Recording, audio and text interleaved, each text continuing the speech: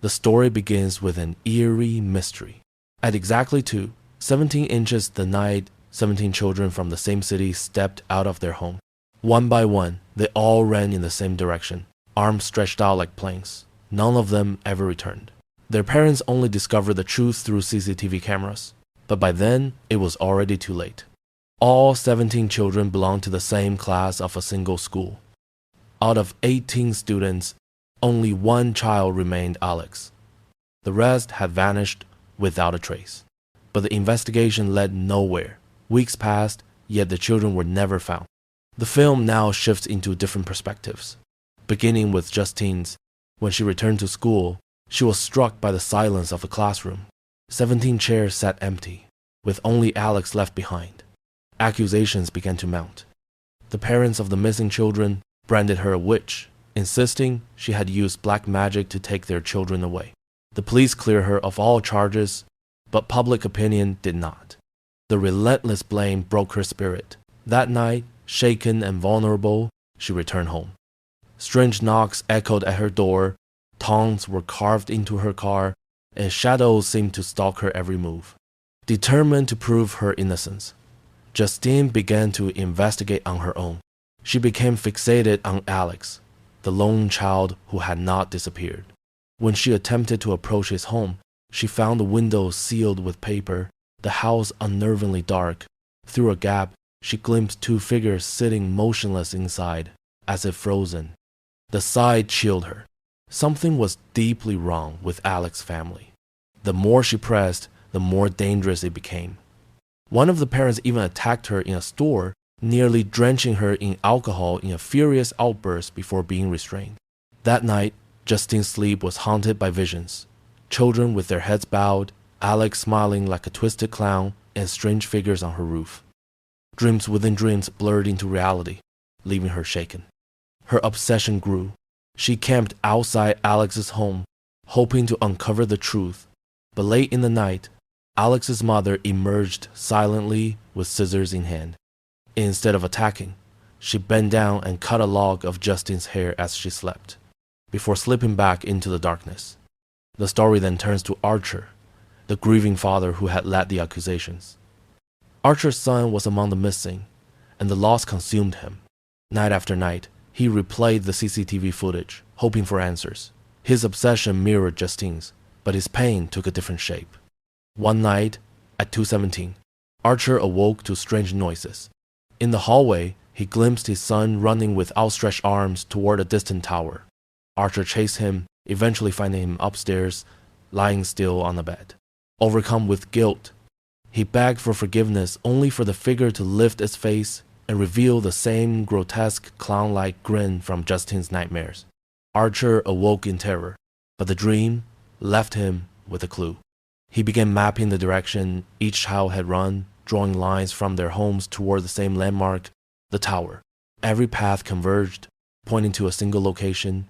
Archer became convinced that the truth lay there. At a gas station, the paths crossed again. Justine, worn down but defiant, insisted she was not responsible. Then, without warning, the school principal appeared. His face was smeared in blood, his body contorted, his eyes bulging with rage. He lunged toward Justine, attacking her with inhuman strength. Archer tried to intervene, but the principal overpowered them both, his hands closing around their throats. The segment ends in chaos, leaving only dread and unanswered questions. The story now shifts to the officer's perspective. One morning, as he drove to work, his attention caught a young boy peering suspiciously into someone's house. The moment the boy spotted the officer, he bolted. A short chase followed, and soon the officer had him pinned. The boy insisted he carried nothing illegal, but during the search, a hidden needle pricked the officer's finger. The truth spelled out the boy was a drug dealer, roaming the city with syringes in his pocket. Furious, the officer struck him and quickly treated his wound. Later, when the dealer regained consciousness, the officer made a calculated choice. He warned the boy never to return to the city and released him in silence. This, we realize, where another disturbing truth surfaced. His wife was none other than the same woman who had attacked Justine in the store. Suspicious and unstable, She confronted him, questioning his actions. The officer, however, stayed silent and went about his work. Days later, outside the station, he spotted the same drug dealer again. Rage overtook him as the dealer fled through the streets. The officer gave chase in his car, determined this time not to let him slip away. And now, the story turns to the dealer. He was no stranger to the shadows, living in a tent on the outskirts of the forest, stealing, dealing, and drifting without a permanent home. Despite the officer's warning, he stayed in town, continued his crimes. One night, his eyes fell on Alex's house.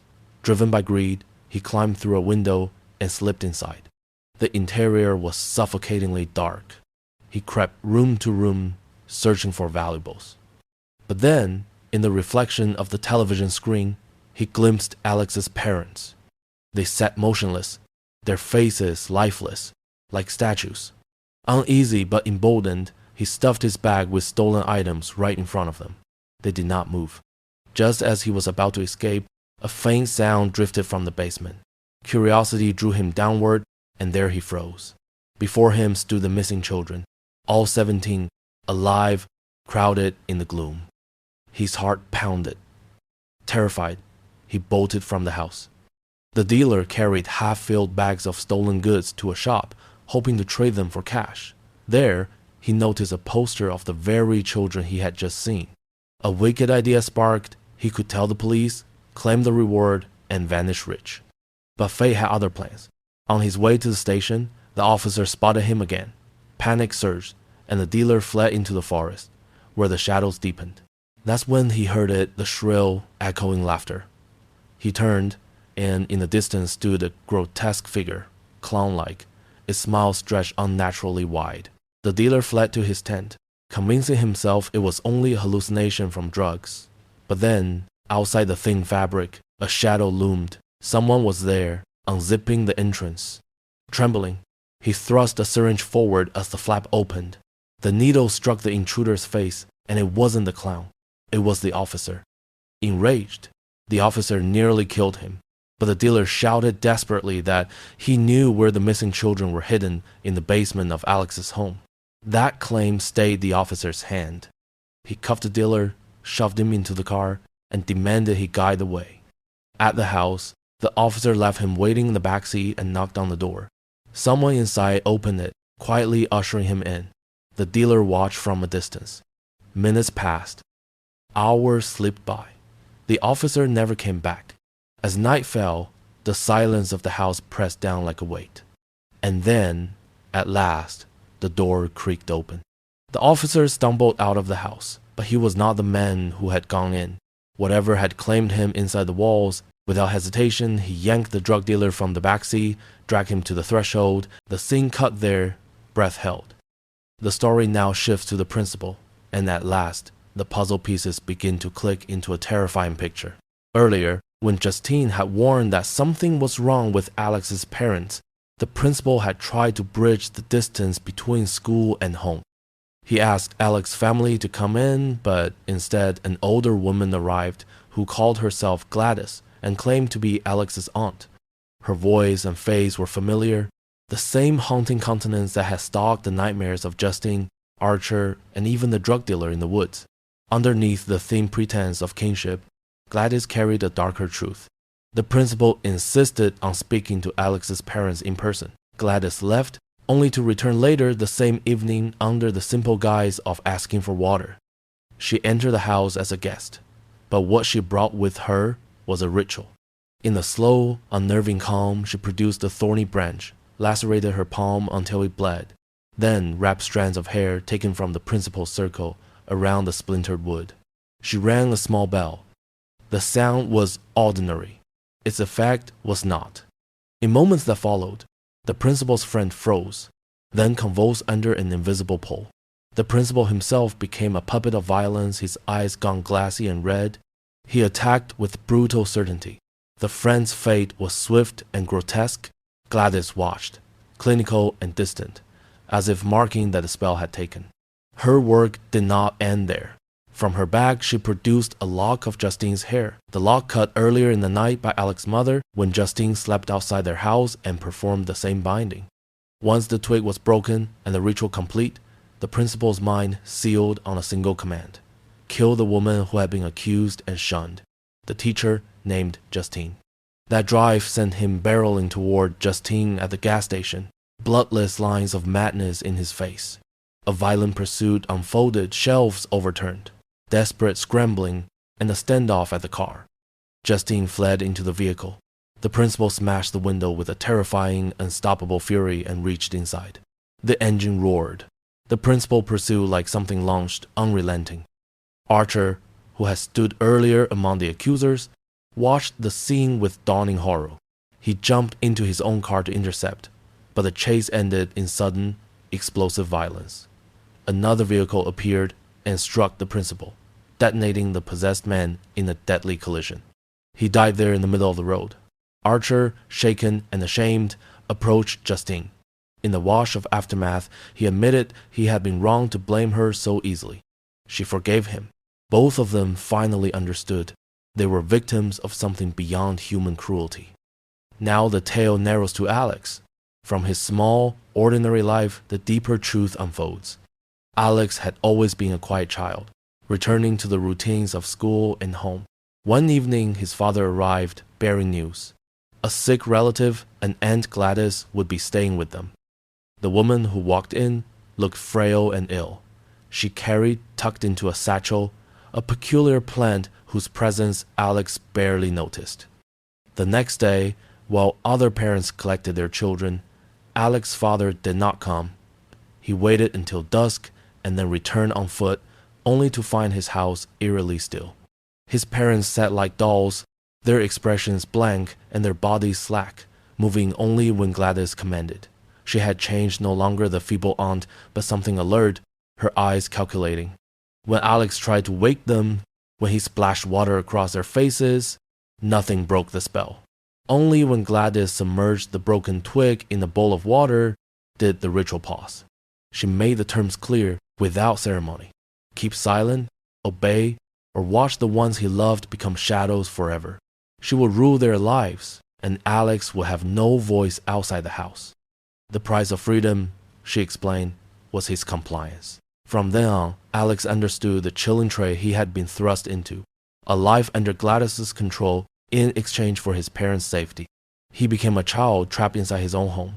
From that day onward, Alex became nothing more than a puppet. Gladys kept him under her command, bending his will through fear and promises.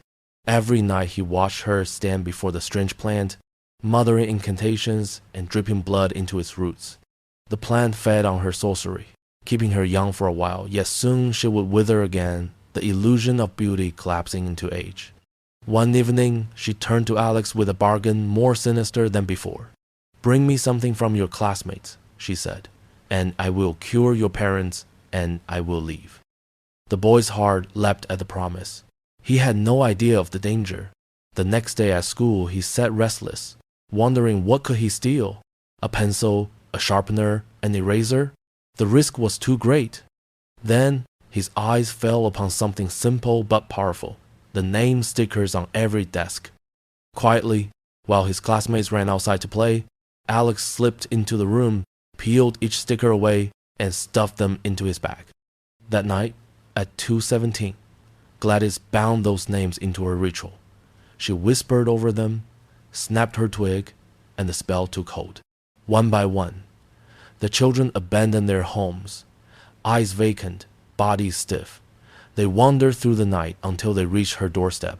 By dawn, 17 children were locked in the cellar beneath the house. The next morning, Alex went to school alone. The empty seats spread fear like wildfire. 17 students gone overnight. Teachers, parents, police, no one could understand. Gladys spun her web of lies to deflect suspicion. She even gave Alex a cruel task: to feed them. And then the story returned to the present. One afternoon, Alex returned home to find the police car waiting outside. Inside the house, the officer stood motionless, the drug dealer beside him, both now puppets under Gladys's command. His parents, too, guarded the door, their faces hollow masks. Gladys swept past Alex, ordering him to pack. "We are leaving," she hissed. At that moment, Archer and Justine arrived. The door creaked open. revealing the officer. Justine recognized him instantly, and before she could react, he and the dealer attacked. Archer grappled with the drug dealer while Justine ran for the kitchen. The officer caught her in his iron grip. She pleaded with him, begged him to wake, but the man was gone. His grip tightened on her throat. Panicked, Justine drew a gun. She shot him in the neck, still he did not fall. Only a shot through the skull ended his assault. She staggered to Archer's side and fired again, killing the drug dealer before he could crush the life from him. Archer rushed into the basement, desperate to find his son. Instead, he found Gladys. She wrenched the locket from his neck, muttered her spell, and bent him to her will. Controlled, Archer turned and dragged Justine upstairs, his hands closing around her arms. But then, the twist. Alex stumbled into Gladys's room. With trembling hands, he wrapped her hair around the twig and snapped it. The spell recoiled. Power surged through the house. The children turned on Gladys, eyes blazing with rage, not their own. She tried to flee, but they swarmed her. They tore at her, ripping her eyes, breaking her jaw, dismantling the body that had enslaved them. As her magic shattered, Archer was freed. He released Justine and stumbled outside, where the children gathered around the witch's mangled corpse. In that circle of survivors, he finally found his son. Justine, trembling, went to Alex. The boy stood weeping, clinging to his mother and father still alive, but hollow.